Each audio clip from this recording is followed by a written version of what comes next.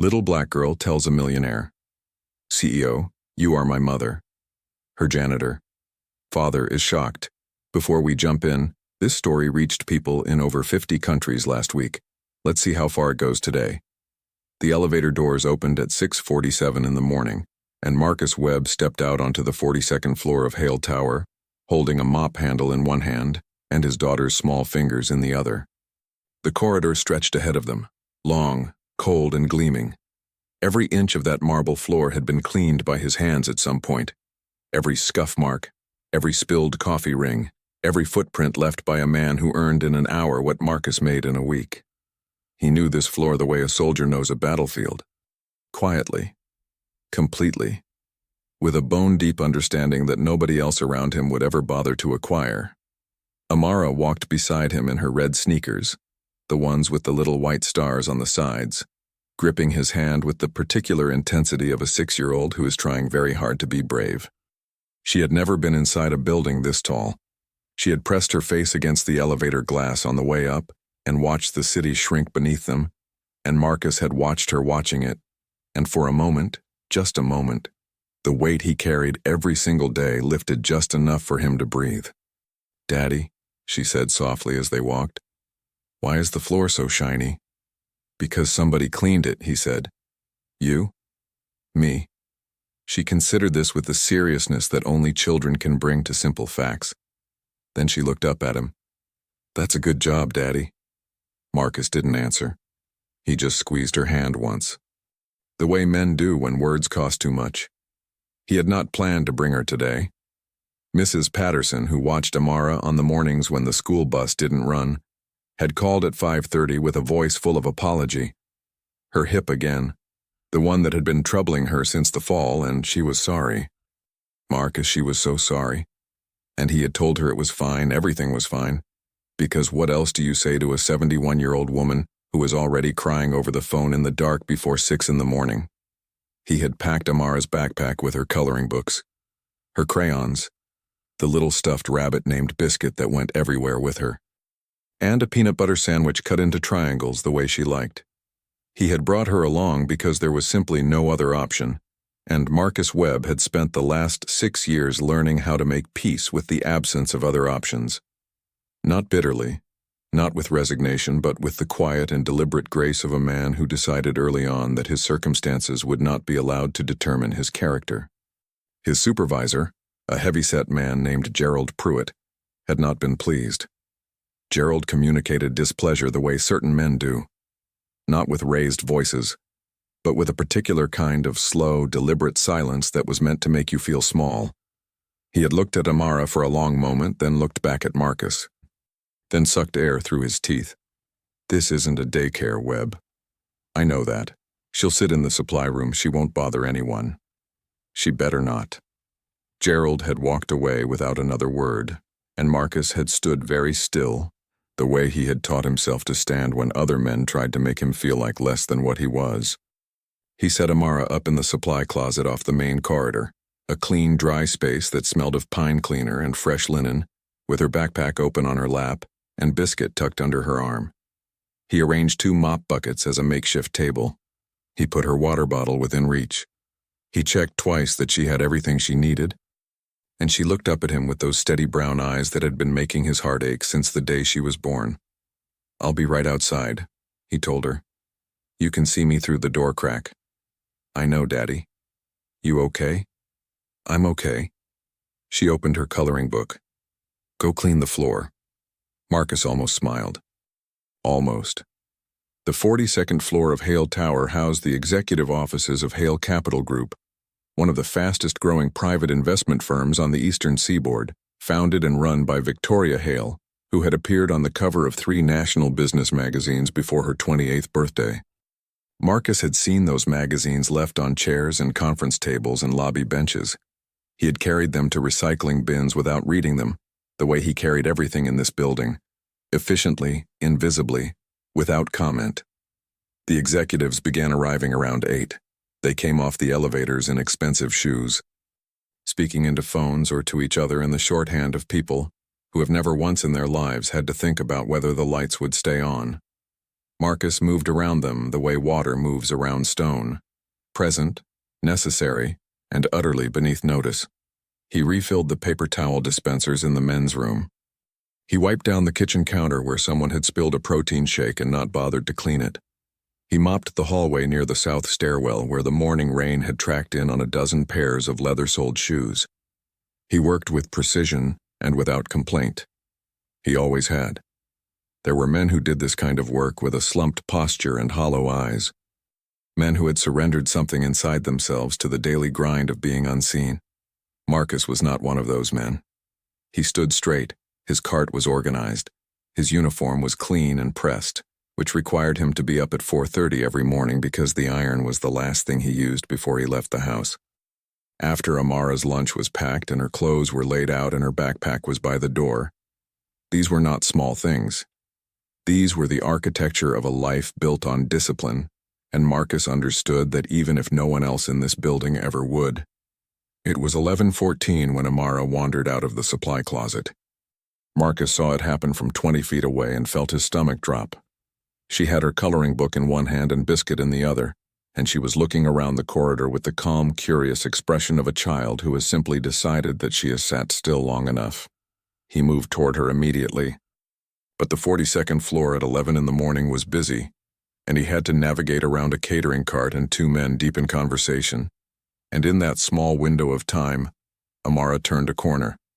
He found her 12 seconds later. But 12 seconds was enough. She was standing in the open doorway of the main conference room, where a meeting had apparently just ended. Several executives were still inside, gathering papers and laptops. And at the head of the long glass table, speaking quietly into her phone with her back partially turned, was Victoria Hale. Marcus recognized her immediately, the posture of someone who had never once in her life doubted that she belonged in whatever room she was standing in. Blonde hair pulled back, a charcoal blazer that cost more than his monthly rent. She was younger than she appeared on the magazine covers, sharper in person somehow, and something else, something Marcus couldn't name, a quality in the line of her jaw or the tension in her shoulders, and that made her look, in this unguarded moment, almost tired, almost human. Amara was looking at her with complete, unblinking attention. Marcus reached the doorway. He put his hand gently on his daughter's shoulder. "Amara," he said quietly. "Come on, baby." But Amara didn't move. She was still looking at Victoria Hale with those steady brown eyes. And something about her stillness made two of the executives look up. Then a third. The room had gone from winding down to quietly watchful in the space of a breath. Victoria Hale ended her call. She turned, and she saw the child standing in her doorway, a small black girl in red sneakers with white stars, holding a stuffed rabbit, staring at her with an expression that no 6-year-old should be able to produce. An expression that was calm and certain and ancient in a way that had nothing to do with age. Amara spoke in a voice that was perfectly clear and perfectly steady. "You're my mom," she said. Not a question. Not a game. A statement delivered with the quiet, unshakable certainty of a child who has simply recognized something that she was always going to recognize, sooner or later, and was not afraid of what it meant. The room went absolutely silent.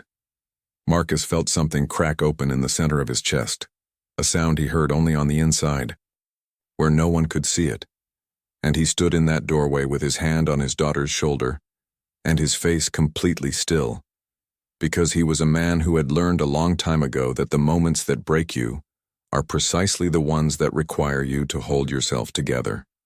Victoria Hale stared at the child, then at Marcus.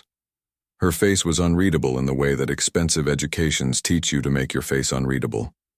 But her right hand, the one holding the phone, had gone completely white around the knuckles. One of the executives, a red-faced man named Donovan Marsh, senior partner, a man whose name appeared on 3 floors of this building, let out a sound that was half laugh and half something uglier.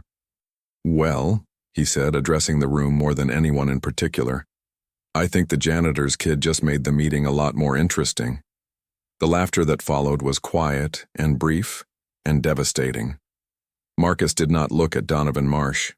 He looked only at his daughter, whose chin had not moved, whose eyes had not dropped, who was still watching Victoria Hale with the calm patience of someone waiting for a truth that had been a long time coming. And Marcus Webb, who had survived things that would have finished lesser men, understood with a cold and absolute clarity that whatever came next was going to cost him something. He just didn't know yet how much. There is a particular kind of exhaustion that has nothing to do with the body. Marcus knew it the way a man knows a scar, not by looking at it, but by the dull, persistent awareness of where it lives. He had been carrying it for 6 years. 6 years of 5 in the morning starts and midnight finishes. 6 years of packed lunches and parent-teacher meetings attended in work clothes because there was no time to go home and change first. 6 years of calculating, always calculating, whether the overtime would cover the heating bill, whether the heating bill could wait another week, whether Amara had noticed that the cereal brand had changed because the old one was now 30 cents more per box. A man who has to think about 30 cents knows a different kind of math than the men on the 42nd floor. It is a math that has no margin for error and no room for pride, and absolutely no end. He had taken Amara back to the supply closet after the conference room incident without a word to anyone. He had sat with her for 5 minutes on the floor, back against the shelf of paper towels while she colored a picture of a horse. He had told her she needed to stay put. She had looked up from her coloring book and said, "She has sad eyes, Daddy." He had not replied. He had gone back to work. That was Marcus Webb's way. You absorb the blow, you go back to work. He had grown up in a place called Millhaven, a small city in central Georgia that the highway bypassed and prosperity seemed to avoid on principle. His father had worked in a textile plant for 22 years until it closed, and then he had worked whatever came next. And then the next thing after that, and Marcus had watched him do it with a kind of grave and wordless faithfulness that a boy absorbs without knowing he is absorbing it. His father never complained, never explained. He simply showed up and did the work and came home and did the home, and somewhere in the architecture of that life was a blueprint that Marcus had been building from ever since, even if the materials were different. His mother had taught 3rd grade. She had kept a small vegetable garden behind the house. She had read to him every night until he was old enough to read to himself, and then she had kept reading to him anyway because she said the sound of a story was something different from the words of it. Marcus had thought about that a lot over the years. He read to Amara every night, had done it since before she could understand the words. He believed in it the way his mother had believed in it, not as a lesson, but as a gift, something you give a child that they will carry into rooms you will never see. He had been good in school, exceptionally good in ways that surprised people who expected other things from a boy from Millhaven, with a father who worked in plants and a mother who stretched a teacher's salary across a household. He had been good at mathematics with a fluency that his teachers called a gift, and that Marcus had always thought of more as a language, precise and clean and incapable of lying. He had been good at reading, good at the kind of structured, sequential thinking that allows a person to see where a system is going before it gets there. He had the ability to hold an argument in his mind from multiple angles simultaneously and turn it, like a prism in light, until the truth of it became clear. His high school principal, a stoic woman named Mrs. Caldwell who did not praise easily, had once told his mother that Marcus was the kind of student who comes along once in a generation, if a school was lucky. His mother had come home and told him this quietly over dinner, and Marcus had nodded and said nothing, and that night had stayed up until 2 in the morning working through a calculus problem that had been bothering him for a week. He had received a full academic scholarship to the University of Georgia at 17 years old, and he had walked onto that campus with 2 duffel bags and his father's old watch on his wrist, and a feeling that the world was, against all reasonable expectation, larger than Millhaven. Then life had turned on its axis, as life sometimes does, and everything had changed. But that was a story Marcus didn't tell. Not to Gerald Pruitt, not to the men whose floors he cleaned, not to anyone on the 42nd floor of Hale Tower, who saw a black man with a mop and understood exactly as much as they needed to understand about who he was and what he was worth. They took the bus home at 3:15. Amara sat beside him with her backpack on her lap and biscuit under her arm, watching the city move past the window. She was quiet for a long time, which was unusual. Amara was not generally a quiet child. She had opinions about things, about the color of fire hydrants and the names of clouds and whether pigeons were sad or just thinking, and she expressed those opinions freely and at length. The quiet meant she was processing something. "Daddy," she said eventually as the bus turned onto Columbus Avenue. "Do you think she knew?" He kept his eyes on the window. "Knew what, baby?" "That I was hers." Marcus turned to look at her. She was still watching the street, her small profile perfectly serious. He thought about what to say, and then he thought about what it had cost him not to say things over the years, and he made the choice he almost always made, which was the careful one. "I think," he said slowly, "that some things are complicated." Amara nodded, as if this satisfied her. Then, "She has the same nose as me." He looked at her then, really looked, and felt the crack in his chest widen just slightly. Just enough. He put his arm around her and she leaned into him with the complete, unself-conscious trust of a child who has never had reason to doubt that she is held. And Marcus sat very still with his daughter tucked against his side, and the city sliding past and the old watch ticking on his wrist and the weight of everything he had never told anyone pressing down on him with the patient. Relentless pressure of water finding its level. Donovan Marsh found him the next morning. It was 6:50, and Marcus was in the south corridor running a clean mop over the grout lines between the marble tiles. Detailed work that no one would ever notice or credit, work that simply had to be done because Marcus was incapable of doing a job badly. He heard the footsteps before he saw the man, the particular cadence of dress shoes moving with the confidence of someone who owns the room they are walking through. Marsh was a large man, tall and broad, with the kind of physical presence that seems designed to compress other people's space. He had been at Hale Capital for 11 years and had made himself indispensable in the way that certain people do, by accumulating not only competence but leverage. He stopped 5 feet from Marcus and looked at him the way you look at a piece of furniture you are considering moving. "Webb," he said. It was not a greeting. "Mr. Marsh, your kid caused a disruption yesterday. I understand it won't happen again." Marsh put his hands in his trouser pockets and rocked back on his heels, the posture of a man who has time. "The thing is," he said, "Ms. Hale was quite upset after your little girl's performance. She had back-to-back calls all afternoon, and I'm told she was—" He paused, as if selecting the precise word. "Distracted. We have a culture here, Webb, a professional culture. This floor does not accommodate disruptions." "I understand that," Marcus said. "I'm sorry. You'll need to talk to Gerald about whether your position here is still—" "I said I understand." His voice was quiet, absolutely level, not raised, not deferential, simply clear. Something in it made Marsh stop mid-sentence. The two men looked at each other across 5 feet of clean marble.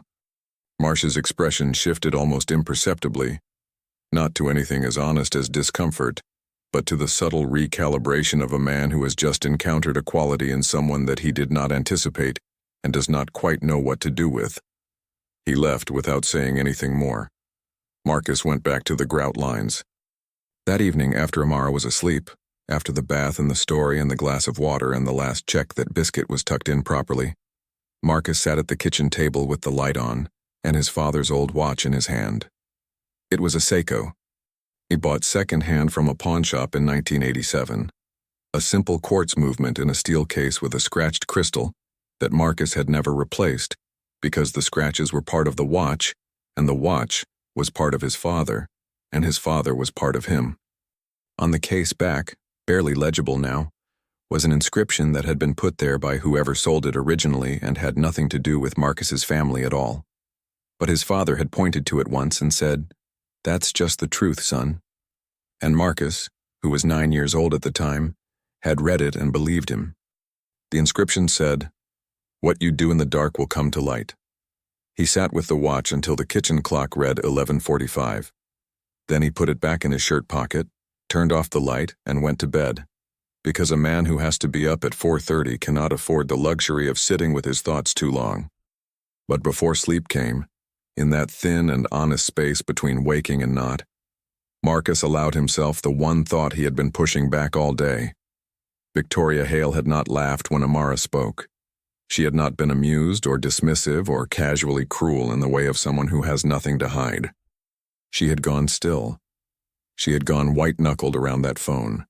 And a woman who goes white-knuckled at the words of a 6-year-old stranger is a woman who, on some level, already knows what the child is talking about.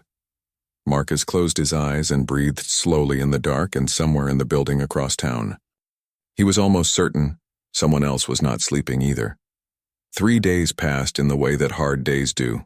Not quickly, not slowly, but with the particular grinding persistence of time that knows it has work to do.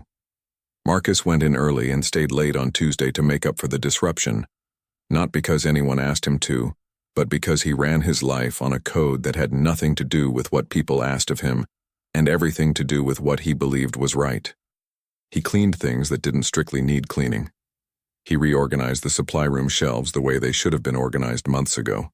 He fixed a dripping faucet in the 4th-floor kitchen that had been dripping since October, using a washer he bought with his own money, because the maintenance request had been sitting in Gerald's inbox for 11 weeks, and some things simply needed to be done.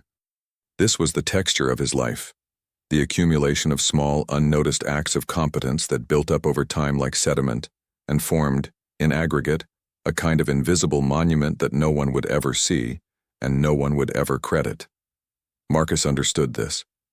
He had made peace with it the way a man makes peace with the weight of a pack on a long march, not by pretending it isn't heavy, but by building the shoulders to carry it. On Wednesday, he picked up Amara from school and took her to the library. She had discovered chapter books 2 months ago and was making her way through them with the methodical intensity of a child who has recently understood that there is a whole world inside books and that the world will not wait for her to read slowly. She picked 2 new ones and then spent 45 minutes in the non-fiction section looking at books about animals. Marcus sat 2 tables away with a book of his own, an advanced text on statistical modeling that he had found in the discard pile 6 months ago and had been working through in the evenings after Amara was asleep. He read 3 chapters, made notes in the margins in small, precise handwriting, and when it was time to go, he slipped the book back into his bag with the practiced motion of a man who has learned to keep certain parts of himself invisible. The call came Thursday morning at 7:12 while Marcus was in the maintenance corridor off the 38th floor refilling his supply cart. Gerald summoned him to the management office with the specific brevity that meant something official was happening. Marcus wiped his hands on his work rag, straightened his collar from habit, and went. Gerald was behind his desk with the posture of a man delivering news he has been authorized to deliver. Beside him stood a woman named Pearson from Human Resources, mid-40s, efficient, carrying a folder. Marcus had seen her once before during his onboarding 3 years ago. "There's been a complaint," Gerald said. Marcus waited. "From a senior partner, concerning the incident on Tuesday with your daughter." Gerald glanced at the folder. "There's a concern about professionalism and protocol regarding non-employees on the executive floors." "My daughter was in the supply room," Marcus said. She came out briefly. It was addressed. "There's also a concern," Pearson said, taking over with the practiced neutrality of someone trained to deliver managed information, "about the interaction itself, the nature of what your daughter said in the conference room." Silence. "The complaint frames it as an attempt to create a hostile or uncomfortable atmosphere for executive staff." Marcus looked at her, then at Gerald, then back at her. He let the silence sit for a moment, not because he was at a loss for words, but because he understood very clearly what was happening, and he wanted to choose his response with care. "A 6-year-old child said something in a doorway," he said, "and that is being characterized as an attempt to create a hostile atmosphere." Pearson opened the folder. "I understand how it sounds, Mr. Webb, but the language in the complaint is specific, and we're required to follow process."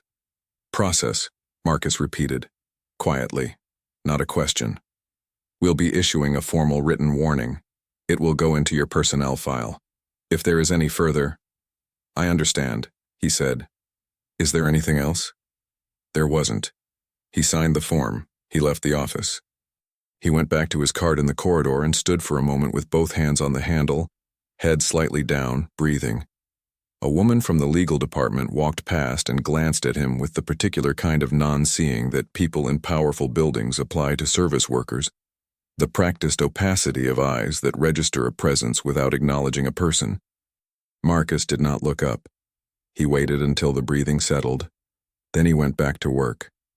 What Donovan Marsh could not have known, what none of them could have known, because knowledge requires curiosity and curiosity requires seeing someone as worth knowing, was that the man they had just formally warned for the behavior of his 6-year-old daughter had, 9 years earlier, sat in a very different kind of room.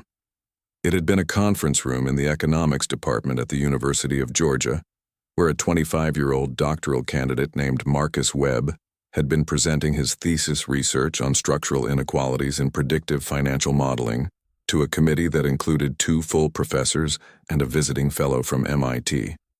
Marcus had been in his 3rd year of the doctoral program on a research fellowship, and his work had been described in department correspondence he had seen only later by accident, as among the most rigorous and original to come through this program in the last decade. He had not finished the degree. Life had intervened the way it sometimes does, sharply, without warning, and with complete indifference to a man's plans. But the work had been real, and the mind behind it had not changed.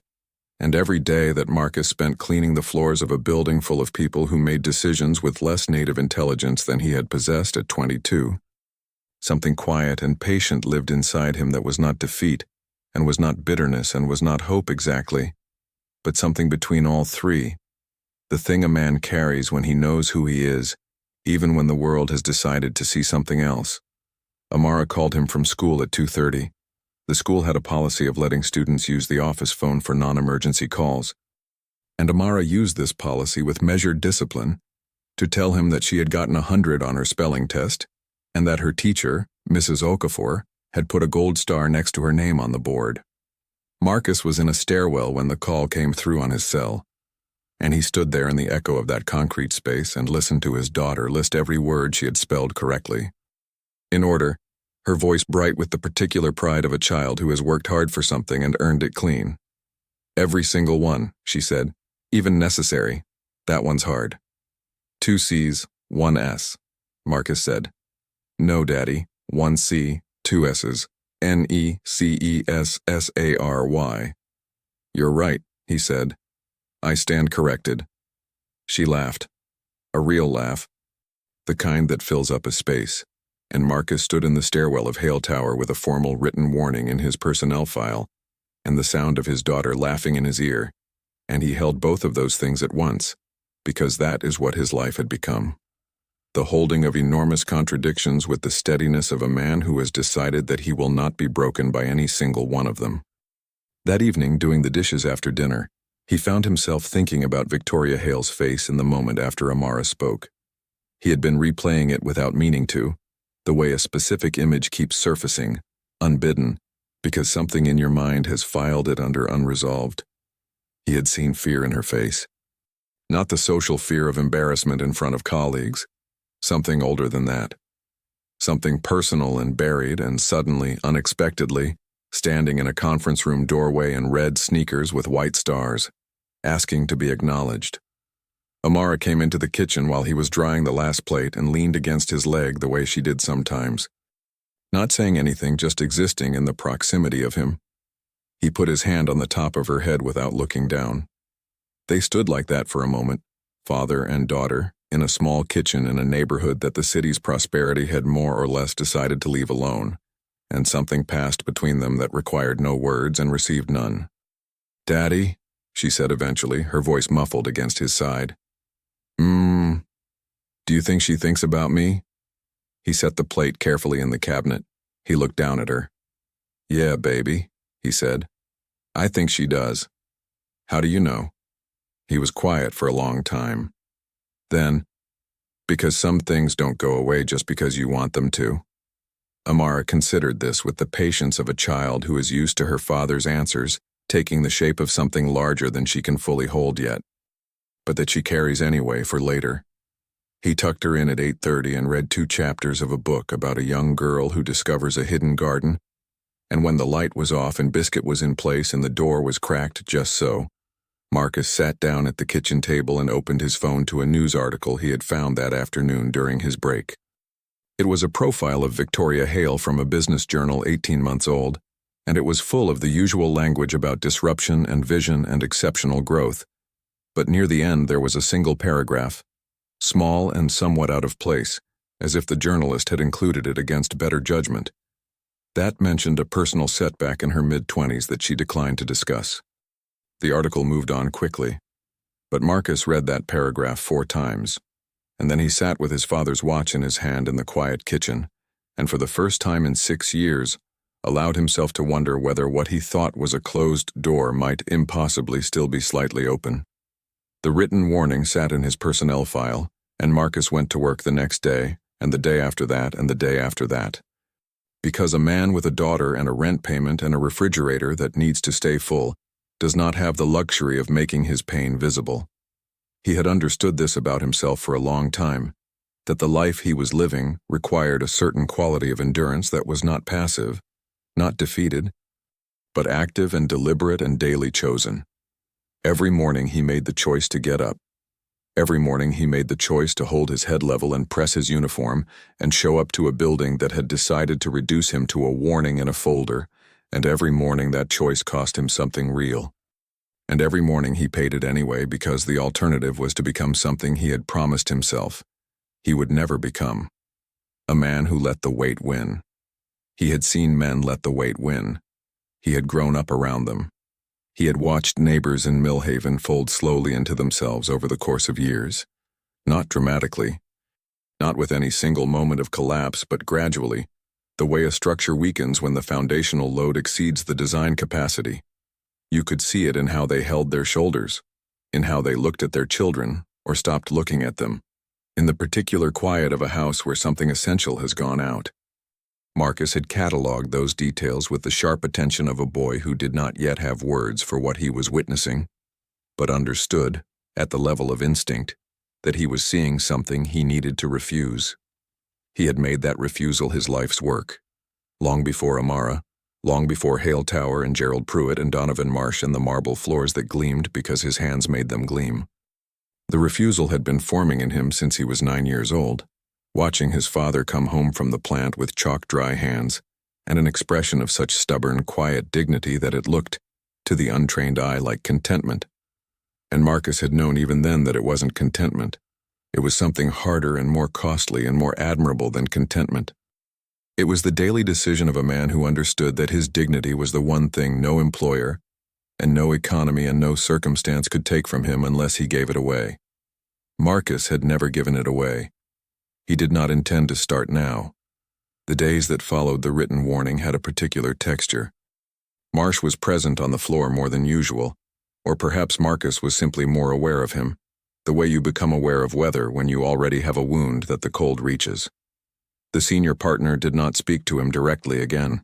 He moved through the space with the authority of a man who considers the matter handled, which in Marsh's world it was. A janitor had been formally cautioned. The proper institutional mechanisms had been deployed. Order had been maintained. Marsh would not have spent another minute thinking about it. This was, Marcus knew, the particular cruelty of the thing. Not that Marsh was actively malicious, though the laugh in the conference room had been something close to it, but that Marcus and his daughter barely registered as subjects of thought at all. They were problems to be processed, contained, and moved past. The written warning was not an act of targeted persecution. It was something almost worse. Routine. The 42nd floor had absorbed the incident, issued the appropriate paperwork, and returned to business. The fact that a man's dignity had been processed through that machinery and come out the other side diminished was not a matter for reflection. It was just how things worked. Marcus cleaned Marsh's office every Tuesday and Thursday. He did it with the same precision he brought to everything. He emptied the trash. He wiped the desk surface. He cleaned the glass of the framed photographs on the credenza without looking at them long enough to register their content, the way a professional handles the private artifacts of another person's life. He left the office exactly as he found it, minus the dirt, and moved on. What he did not do, what he made a specific and conscious choice not to do, was cut corners. He did not leave the baseboards dusty in Marsh's office. He did not let a smudge on the window go because it was high up and unlikely to be noticed. He did not allow the supply cart to become disorganized, or the grout lines to go unattended, or the trash cans to sit an extra hour past when they should have been emptied. He did not give the man the satisfaction, even unknowingly, of receiving less than Marcus Webb's best work. A man who abandons his standards because someone has been unkind to him is a man who has allowed another person to determine the quality of his character. And Marcus understood the distinction between what other people did to him and what he chose to do in response with a clarity that had been forged over years and was not available to be corroded now. This was a matter of principle that had nothing to do with Marsh and everything to do with Marcus. And Marcus understood the distinction perfectly. Gerald called him into the office again on a Friday, 2 weeks after the warning. Marcus sat down across the desk and waited with the stillness that people who did not know him sometimes mistook for submission, and that people who knew him well understood was something else entirely.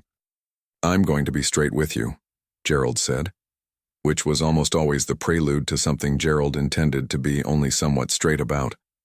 "There's been some discussion at the senior level about restructuring the cleaning crews. They're looking at outsourcing the executive floors to an outside contractor.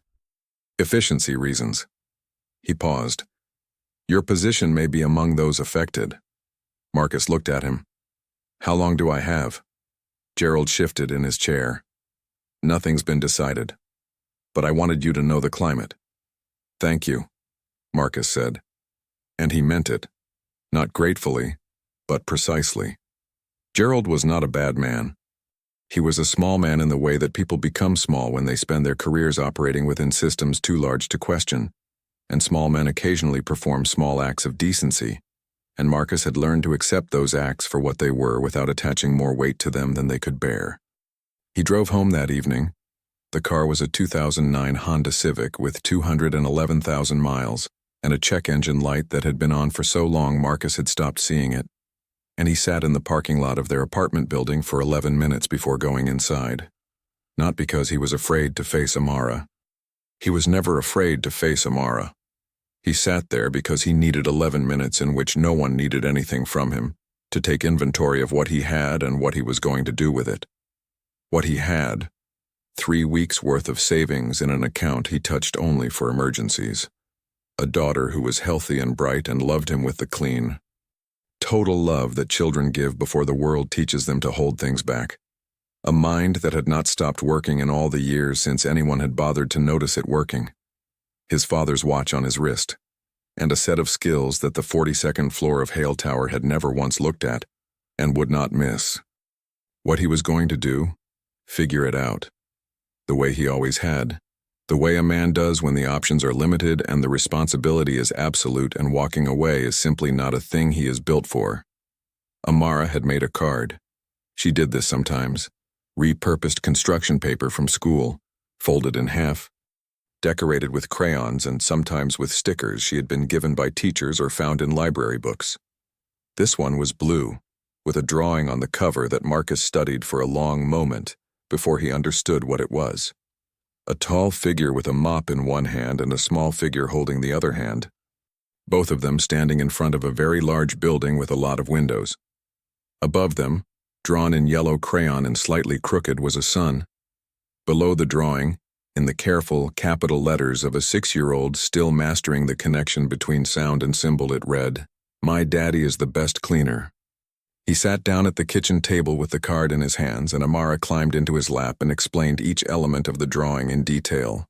The mop, the building, the sun, the reason she had given him particularly large shoulders. And Marcus listened to every word with his full attention, which was the greatest gift he had to give and which he gave to her as completely as he could, every single day. "Do you like it?" she asked. "I'm going to keep it forever," he said. She seemed satisfied by this. She slid off his lap and went to watch her 15 minutes of evening television. And Marcus sat alone at the table with the card, and something moved through him that was not quite grief and not quite pride, but carried elements of both. The particular emotion of a man who looks at the evidence of what he means to someone and understands, with sudden and complete clarity, what he is fighting for, and why the fight is worth everything it costs.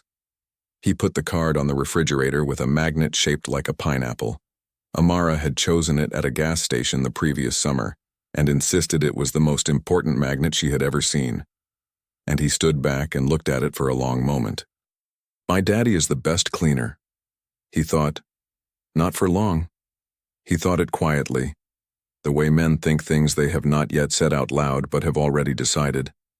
Something was shifting inside him with the slow, tectonic certainty of a decision that has been forming for years and has finally reached the surface. He just needed the right moment, and somewhere across the city, without knowing it yet, the right moment was already on its way to him. Victoria Hale had not slept properly in 11 days. She knew the exact count because she had a discipline around sleep that was clinical in its precision. She tracked it, managed it, protected it the way a general protects supply lines. And in 11 days the system had failed her with a consistency that told her the problem was not physical. The problem was the kind that lives below the reach of melatonin and blackout curtains and carefully managed schedules. The problem had brown eyes and red sneakers with white stars and a voice that was small and certain, and had delivered 6 words into the center of Victoria Hale's life, with the accuracy of something that had always known exactly where to go. You're my mom. She had been telling herself for 11 days that the child was wrong, that it was a strange coincidence, the kind of random collision that a city of 8 million people produces daily without meaning or consequence. A janitor's daughter had wandered into a conference room and said something that landed hard because Victoria was tired, and the meeting had run long and she was already off balance from a difficult morning. That was all. Children said strange things. The world was full of children saying things that adults misread as significant. The rational explanation was the correct one, and Victoria Hale had built her entire professional life on the primacy of rational explanation. The rational explanation was not working. It was not working because of the nose. The child had her nose, the specific, slightly upturned geometry of it, the way it sat above a mouth that had a particular fullness to the lower lip. Victoria had looked in the mirror the morning after, and she had stood there for a long time and she had seen it clearly. The way you see something clearly once you have been forced to look at it directly. She had her nose, Victoria's nose, which was, in turn, her own mother's nose, a fact she had been aware of all her life as a piece of biological inheritance, and had never once thought to connect to anything outside of her own family. Until an 11-day sleepless reckoning had forced her to think about it very carefully. Victoria had been 22 years old. She had been a junior analyst at a firm in Atlanta, 18 months out of Wharton, working 80-hour weeks with the focused ferocity of someone who has decided that professional excellence is the safest and most reliable form of identity. She had been ambitious in the way that people are ambitious when ambition is also a form of armor. When the drive to achieve is not merely the desire for success, but the construction of a self so fortified by accomplishment that nothing painful can find a way in. She had met Marcus Webb at a conference. Not as a janitor. She needed to be precise about this in her own mind, though she understood that it was also, in some sense, irrelevant. He had been a doctoral candidate at the University of Georgia, presenting a paper on predictive modeling in underserved financial markets. She had been in the audience. The paper was exceptional, genuinely, unmistakably exceptional, the kind of work that makes a room of professionals go quiet in the way rooms go quiet when they encounter something that is better than what they expected and are not sure yet how to classify it. Afterward, there had been a reception. They had talked for 3 hours. She had never before or since spoken to anyone who matched her in the specific way that Marcus Webb had matched her that evening. Not sycophantically, not combatively, but with a precise and effortless intellectual parity that she found, to her considerable surprise, more attractive than anything she had encountered in the carefully curated social world of young financial professionals. What followed had been brief and real, and entirely hers, which was the only way she had ever known how to have things, completely, while they lasted, and then let go of them with the same completeness when the time came. Except that letting go had turned out to be more complicated than she had anticipated. She had not known. She needed to say that clearly, even if only to herself. even in the privacy of the reckoning she was conducting in the small hours of the night in her apartment that cost more per month than Marcus Webb made in a year. She had not known. She had ended things at the end of the conference call, cleanly as she ended everything, with honesty and without drama, and she had returned to Atlanta, and Marcus had returned to Athens, and 3 weeks later she had learned something that upended every calculation she had been making about her life and her future and the narrow, disciplined path she had laid out for herself with such care. She had made a decision. She had been 22 years old and terrified in a way she had never allowed anyone to see, and she had made a decision that she had told herself was practical and that she understood, standing now at 29 with 11 days of broken sleep behind her, had never been merely practical. It had been an act of fear disguised as pragmatism. It had been the act of a person who understood at the bone level that she was not yet who she needed to be, and who had chosen to protect that not yet person at a cost she had told herself she could absorb. She had not known that Marcus Webb knew. She had been certain, in the structured logic of the decision she had made, that the clean ending and the distance and the time would form an uncrossable distance between what had happened and what her life was going to become. She had not known about the child. She had not allowed herself to know. And for 7 years she had maintained that, not knowing with the same disciplined precision she applied to everything else in her life. And it had cost her, every single day, something she did not have a name for. And she had paid that cost without complaint because she was Victoria Hale, and she did not complain, and she did not revisit decisions, and she did not allow the past to lay its hands on the present. And then a small girl in red sneakers had walked into her conference room. She had her people find the personnel file. She was not proud of this. Using institutional access to look at the file of an employee who cleaned her floors felt, even to her, like a crossing of a line. But she had done it at 11:30 on a Wednesday night, alone in her office with the city spread out below her and the file open on her screen, because the alternative was to continue not knowing, and she had discovered, in the past 11 days, that not knowing was no longer a viable strategy. The file told her, Marcus Elijah Webb, 34, 3 years of employment. No prior disciplinary record before the written warning 11 days ago, a warning that had been filed on the basis of a complaint from Donovan Marsh. She read that twice. Then she read his address. Then she read his emergency contact, which was listed as Amara Webb, age 6, daughter, and under it, and, in the secondary contact field, a number labeled simply, Mrs. Patterson, neighbor. She sat back in her chair and looked at the ceiling of her office for a long time. Marcus Elijah Webb, 34 years old. Single father. 3 years of cleaning her floors. She had walked past him. She understood this now. With a cold and specific clarity, she had walked past him, possibly multiple times without seeing him, without knowing that the man mopping the corridor outside her office was the same man who had stood in front of a room of economists at 25 and delivered the most original piece of financial research she had encountered in a decade of working in the industry. Without knowing that the child he was raising alone, in an apartment across the city on a janitor's salary, had her nose, had always had her nose, had come into this world carrying the evidence of a connection that Victoria had spent 7 years working very hard not to think about. She picked up her phone. She put it down. She picked it up again. She thought about what she owed. Not in the legal sense. She had lawyers for the legal sense, and the legal sense was something she could navigate. She thought about what she owed in the older, heavier sense, the human sense. The sense that has no contract and no court and no statute of limitations and no way to be processed through institutional channels and resolved with paperwork.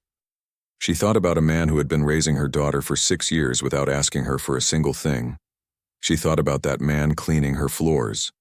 She thought about Donovan Marsh's laugh in the conference room, and about the written warning in the file, and about the fact that the warning had been issued on her floor, in her building, in her company, on the basis of a complaint from a man who worked for her.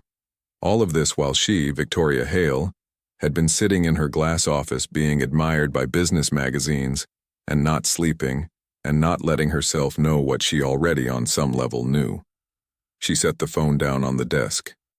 She sat with the weight of what she had done and what she had not done and what she was going to have to do now. Because there was only one thing left that was worth doing, and it was the hardest thing she had ever contemplated. And she had built an entire life on the premise that hard things were simply problems with solutions that required more courage than most people were willing to summon. Outside her window, 42 floors below, the city moved through its ordinary night. Cabs and delivery trucks and people walking home from late shifts. The whole vast and indifferent machinery of a city that does not pause for reckoning. Somewhere in it, Marcus Webb was sleeping or not sleeping in an apartment she had never seen, with a daughter whose face she had looked at for 30 seconds in a doorway and recognized in the mirror for 11 days since. Victoria Hale, who had never in her adult life allowed fear to make her decisions, reached for her phone one more time, and this time she did not put it down. He got the message on a Tuesday morning, 40 minutes before his shift started. It came through the company's internal messaging system on his work phone, a tool he used exclusively to receive assignments from Gerald, and which had never, in 3 years, carried anything that was not a floor assignment or a supply requisition. The message was brief. It read, "Mr. Webb, I'd like to speak with you privately this morning before building hours. If you're willing, please come to the 42nd floor at 6 a.m. My office. V. Hale." He read it 3 times. He was standing in the parking lot of his building in the cold morning dark, his breath making small clouds in the air. His father's watch on his wrist showing 5:18. He stood there long enough that the cold worked its way through his jacket, and he didn't move, because he was a man who understood the weight of certain moments and did not rush through them. He drove to Hale Tower in the dark and took the elevator to the 42nd floor 20 minutes early. He waited in the corridor outside her office, standing straight, hands at his sides. Not because he was subservient, because he stood straight in all the rooms he entered, regardless of what those rooms thought of him. She opened the door at exactly 6. The office was large and spare in the way of spaces occupied by people who have enough money to choose simplicity. A wall of glass overlooking the city. A desk holding only the things currently in use. A woman's office that looked like the interior of a mind that did not allow itself excess. She gestured to the chair across from the desk. He sat. She sat. The silence between them held the whole improbable weight of the situation. The years. The distance, the child, the floor he had cleaned outside this door, the laugh in the conference room, the warning in the file. All of it finally, unavoidable. "I owe you an apology," she said. "More than one." Marcus said nothing. He had learned the value of letting people finish before he spoke. "The written warning was wrong. It's being removed from your file today. I should have done it the week it was issued." She paused. "The complaint that generated it was filed without my knowledge. When I found out, I should have acted immediately. I didn't. That's on me." "Donovan Marsh works for you," Marcus said. Not an accusation, a fact. "Yes." She held his gaze without flinching. "He does. And what he did in that conference room, and what he put in writing afterward, reflects a culture on this floor that I am responsible for. I'm addressing it." Marcus looked at her for a moment. "Is that why you called me here?" The question landed honestly, without hostility, with the precise weight of a man who has learned to require that conversations be what they claim to be. Victoria was quiet for a long moment. Then, "No, that's part of it. But it's not why." What followed was the conversation Marcus had spent years not knowing he was waiting for. It did not have the shape of confrontation. No raised voices, no grievances delivered like indictments. It was quiet and careful and occasionally painful in the way that truth is painful when it finally surfaces in a room with 2 people who have spent years being strangers to it. She told him what she had told herself. He listened without interruption. When she finished, the silence lasted a full minute. Outside the glass wall, the city was beginning to lighten, that early morning gray that precedes color, when the world is still deciding what kind of day it is going to be. "I'm not angry at you," Marcus said finally. Victoria looked at him.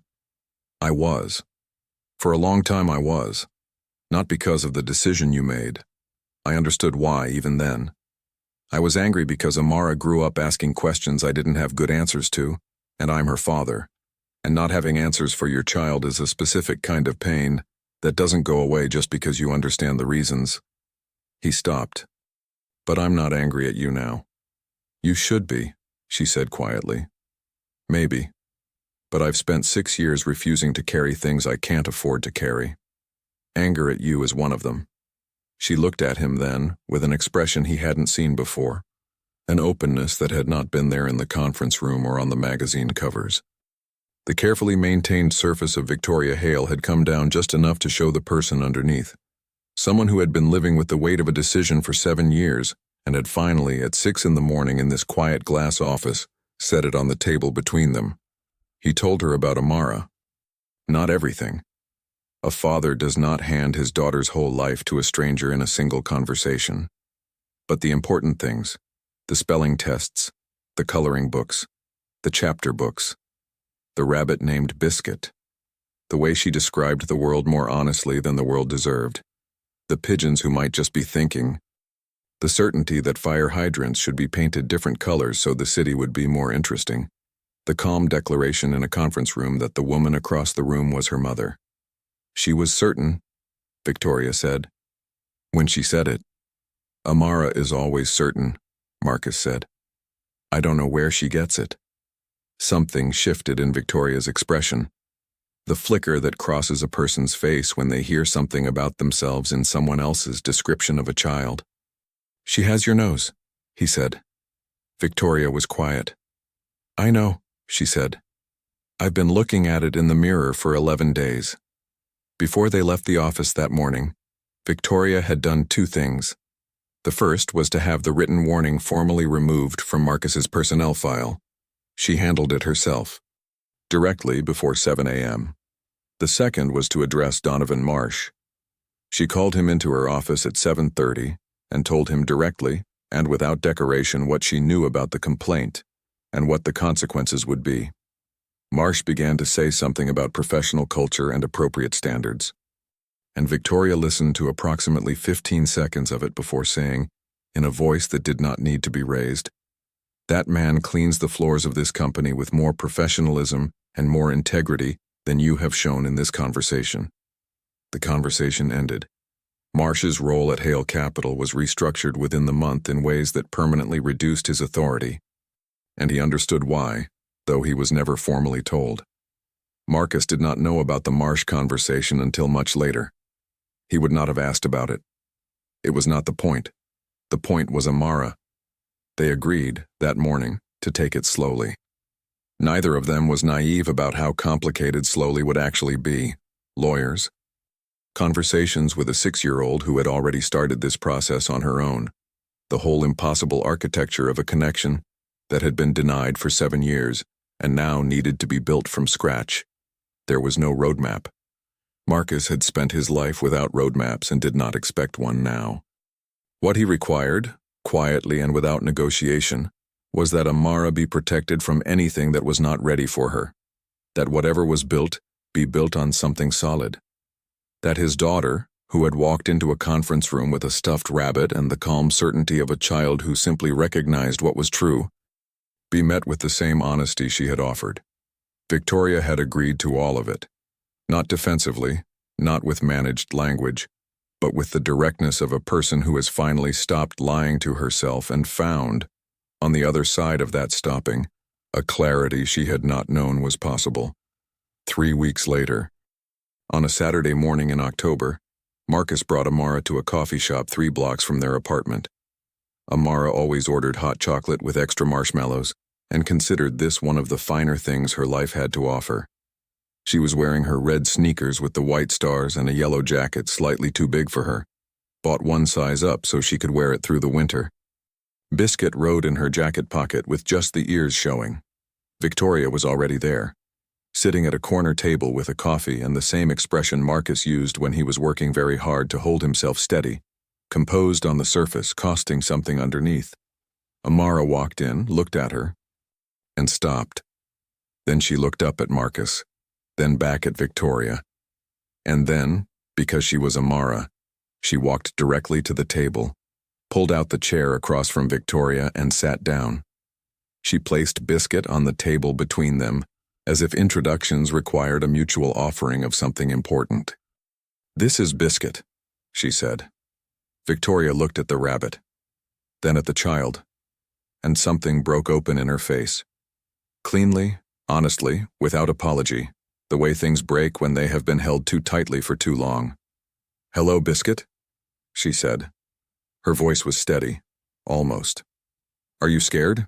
Amara asked. "Yes," Victoria said. "A little." "That's okay," Amara said, with the authority of a 6-year-old dispensing enormous wisdom. "My daddy says scared means something matters." Victoria looked across the table at Marcus. He was standing slightly behind Amara's chair, his hand resting lightly on its back, not intervening, not directing, simply present the way he had always been present, steady, watchful, giving his daughter all the room she needed to be exactly who she was. He met Victoria's eyes and held them, and something passed between them. Not forgiveness exactly, not resolution exactly, but something older and more durable than either. The acknowledgement between two people who had both paid enormous prices that the child at the table between them was worth every cent. Later that afternoon, walking home through October light, Amara took Marcus's hand and swung it the way she did when she was full, not happy exactly, but carrying something large and carrying it well. "Daddy," she said. She smells like that soap, the kind in the nice bathroom at school." "Does she?" "And she holds her coffee with both hands. Like you do." Marcus looked down at her. "You notice that?" "I notice things," Amara said simply, which was entirely true and had always been entirely true, and was probably the most accurate description of his daughter that anyone had ever produced. They walked the rest of the way home in the easy silence of people who have said the important things. The October light came through the trees at a low angle, the way it does in fall, striking everything at a slant that makes ordinary things look briefly significant. And Marcus Webb walked his daughter home through all of it, shoulders straight, father's watch on his wrist, something in his chest that had been cracked open for 6 years finally, slowly, beginning to close. He would take a different job eventually. He would begin, in the months that followed, to rebuild the path he had set aside, textbooks from the library, the hours after Amara's bedtime, the same precise discipline he had applied to everything else. The 42nd floor would not be cleaned by his hands after the spring, and he would leave it with the same dignity he had brought to it, cleanly, completely, and without bitterness. He would keep the card on the refrigerator. "My daddy is the best cleaner, not because of the job, but because of what it meant. The truth of who he had been every morning at 4:30 when no one was watching. And on Amara's 7th birthday, in their small apartment filled with books and light and the sound of a story read aloud every night, she opened her gifts with the concentrated joy of a child who understands that love is a form of attention. At the end of the morning, she climbed into his lap, put her arms around his neck, and said into his shoulder, "This was the best one." "Yeah," he said. "Because everyone was here," she said. He held her. Outside, the city continued its vast and ordinary life. Inside, a man who had been invisible for years felt, for the first time in longer than he could name, completely and entirely seen.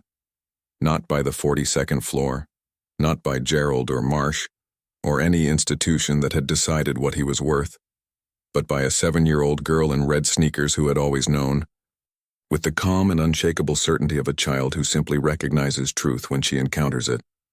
Exactly who her father was,